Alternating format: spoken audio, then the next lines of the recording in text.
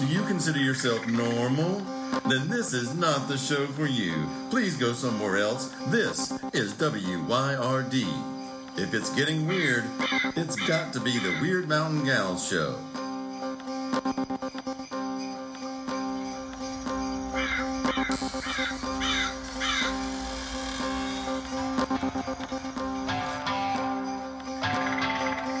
You're listening to Byron and Alicia, the Weird Mountain Gals.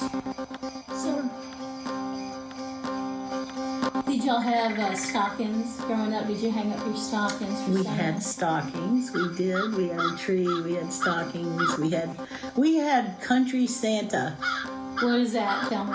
Well, Country Santa is the voice that sounds suspiciously like your great uncle that calls you on the phone and says, "Hey there, Alicia."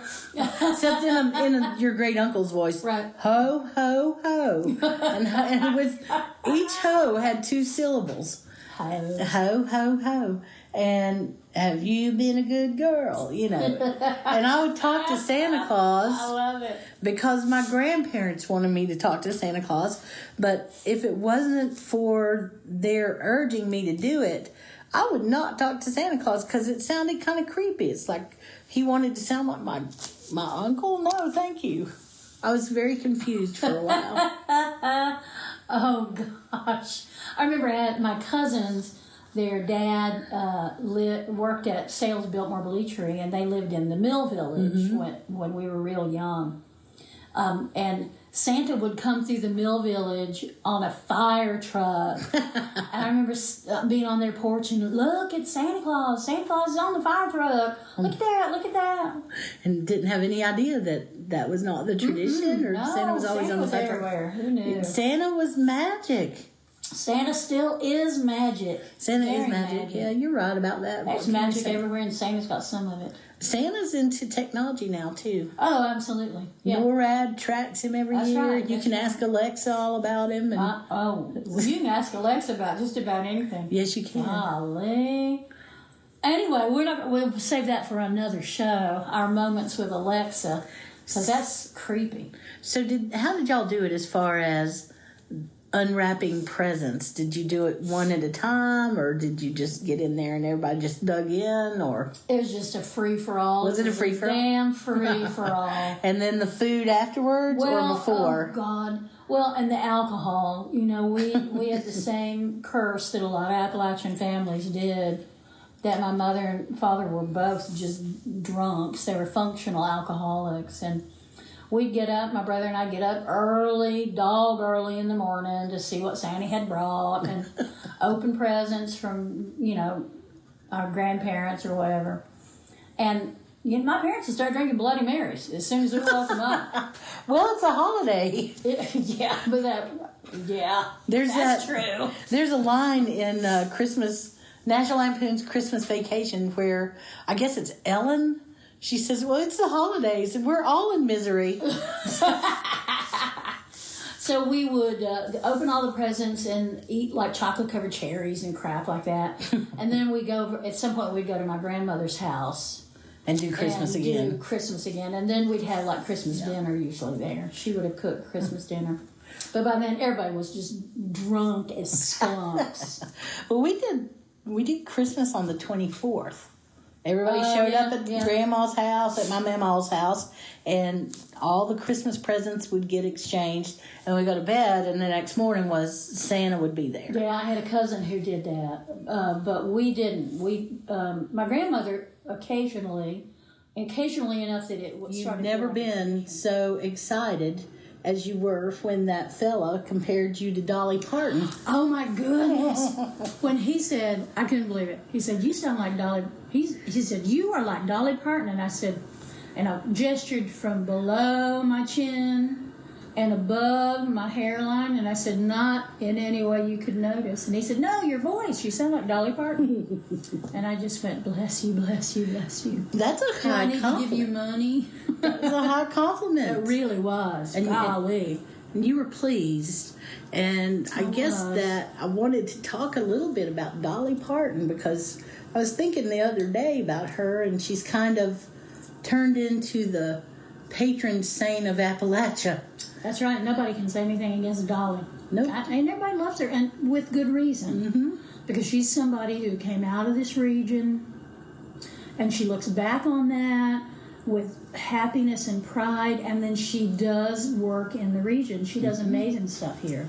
And she owns a park called Dollywood out in Gatlinburg, or is it Gatlinburg or Pigeon Forge or something? Yeah. And that has a huge, it has a huge impact financially on the area. A lot of people come out. They're paying a lot of taxes. They're employing a lot of folks. And Dolly Parton has just been one of those saints, just those Appalachian saints. She is a saint. Yep. And after that big old fire in 2016, she put her money where her mouth was. She did, and the residents out there were getting checks for 4 figures every single month. Yep. She helped them get back on their feet. And so, what can you say about her? For that, she has achieved modern sainthood as far as we're concerned. She's our matron saint, the Matron Saint of Appalachia. And there was a hilarious meme that came across social media that was Dolly Spartan. No. And it was like Dolly Parton, but dressed as a Spartan warrior. And I was like, hell yes, Dolly Spartan. That's right. What was the size of her breastplate? Probably customs, I guess. I tell you, my favorite story about Dolly Parton is somebody interviewed her, and they asked her how long it took to do her hair. And she just laughed and she said, honey, I don't know. I'm never there. Yeah, that's the thing about Dolly and Appalachia and some of the females in Appalachia. We just have that attitude. She has this attitude and always did, even when it wasn't exactly proper. Yeah. She was wearing big wigs and makeup and long nails. Spangles and that tiny little waist and those big old chests. Big old chestesses. Lousy. And she didn't apologize for it. No. And she never has, and she never will. And she wrote some real good music that was the backdrop to so many of our lives. This time of year, I start thinking about Hard Candy Christmas, that song. You remember that song? Yes.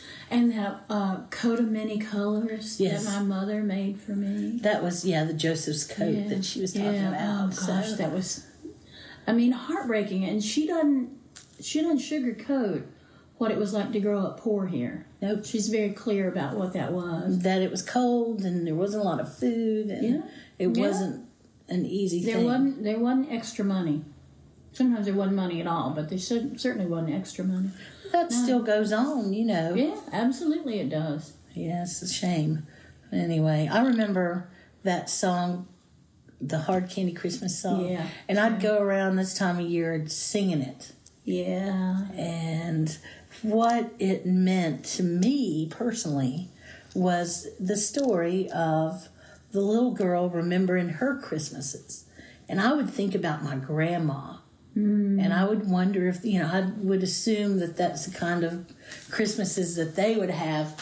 I heard about things like circus peanuts and apples and oranges and all of that for Christmas, but I never did experience it. What I experienced was a lot of presents wrapped under the tree and a lot of relatives who loved me and made a big fuss over everything. But that made me very lucky, didn't it? It did, and you are the kind of person who recognizes that good fortune and meets it with gratitude. Yeah, I wrote a story about Christmas when I was younger, about my brother and I going up on the mountain to cut down the Christmas tree. And it was an adventure. I have cut down a Christmas tree before. Oh, Lordy, me too. Plenty of them. And they're always too big. Always. They're always too big, and they're not shaped pretty because they're not grown on a tree farm usually. Exactly. And they were always like, what is that, awful yellow pine or white pine or whatever that is. But, boy, they smell good. Yeah. They smell real good. Do you remember mistletoe? See, I don't know if it's still popular nowadays. It is, but when I was a kid, it wasn't a thing, really. It wasn't? I remember my grandmother, when I must have been in high school, I had heard about a kissing ball. And that's just this little decorative thing that hangs up and has mistletoe, and you kiss underneath it. It's usually plastic. Yeah, but I heard about that, I think, in Dickens or something like that. It was not traditionally Appalachian. We used to go look for mistletoe when it would start getting cold. And when the leaves would come down from the trees, then you could see where the mistletoe was. Because it was usually in the top of the really tall oaks. I think it was oaks. Yeah, it was oaks. Yeah, mostly oak, hardwood for sure. So I did not, I think maybe once or twice I've done it, but usually I didn't. Usually there'd be some relative or somebody who would come by and knock on the door, and they'd have a whole bunch of mistletoe, and they'd just say, "You need any of this mistletoe?" And they'd put it in little pouches and put it on the tree every now and then, and we would hang it and so on and so forth. And I always loved mistletoe, and I wanted to cultivate it. And I still do. I don't care if it's not cool. I just think they're... In Britain, mistletoe grows on like apple trees. So it grows low down. You can walk through an apple orchard and there'll be a big old bough of mistletoe. Is it really mistletoe? Well, it's a different variety of mistletoe than we have here. The mistletoe we have here really it's not good for the trees, is what I understand. Right, I understand. It's a different variety of mistletoe. But when I was coming up, not so many people kept mistletoe and had mistletoe in the house. As they shot it out of the trees to sell it to make extra money. That's right. Yeah. Because that is how you harvest mistletoe. Yes, you shoot it out of the tree. You don't... And, you can be as fancy about stuff as you want to and squeamish and, how could you use a gun to shoot down mistletoe? Well, that's just what you do. It's what we've always done. People are surprised when they hear that. What did they expect? I'm not going to don wings and go up there and fly up to the tree and shoot it down. I did know this fellow about 20 years ago who said he was a druid. And I was saying something about, we were doing a winter solstice celebration. I said, I'd love to have some mistletoe if anybody sees any. What I thought is they might see it at the farmer's market or someplace like that. Well, he donned his white robe, and he climbed to the top of the tree, and he cut it with his silver sickle or he claimed all this. I didn't see any of it. And then you toss it down from the tree onto a white sheet. He said he did all this stuff. I don't know what he did. White sheet? Yes. He's going to be a good aim if he's up there. That's right, dropping it onto a sheet. That's pretty good. But that's what he said he did. Anyway, I had the mistletoe, so I wasn't complaining. Nice. Well... You used to be able to get it at the convenience store. Isn't that the weirdest thing? Well, and you get stuff, it looked like it was old and dried out, and they'd spray painted it green and added some plastic white berries. Probably they did. They might have. I don't know. It depended on if you got it from Esso or Phillips. I try to get me a good hank of it every year out at the farmer's market, because the folks out there that come in from the tree farms, they usually have it.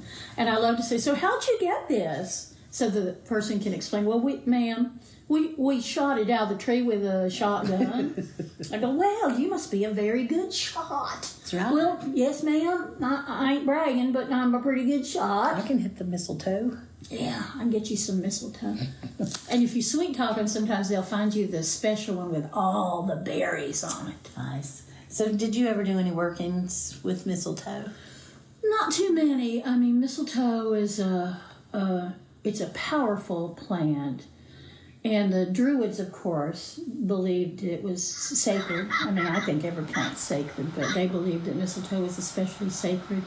And I've done, some workings, but not too many. So maybe we should do one. We should do some. Let's try that. This winter. So you want to do that? Big old mistletoe working. I think we should. Hey, thank you for spending your time with us here at Weird Mountain Gals. We sure do appreciate it. I know time is the most important thing we have. So I promise that if you take your time to listen to us, we'll take our time to continue to be weird. Many thanks to SunSlice Records for all the help. We couldn't do it without you, Craig. Check out our social media for information, community, or a few laughs. WYRD Mountain Gals.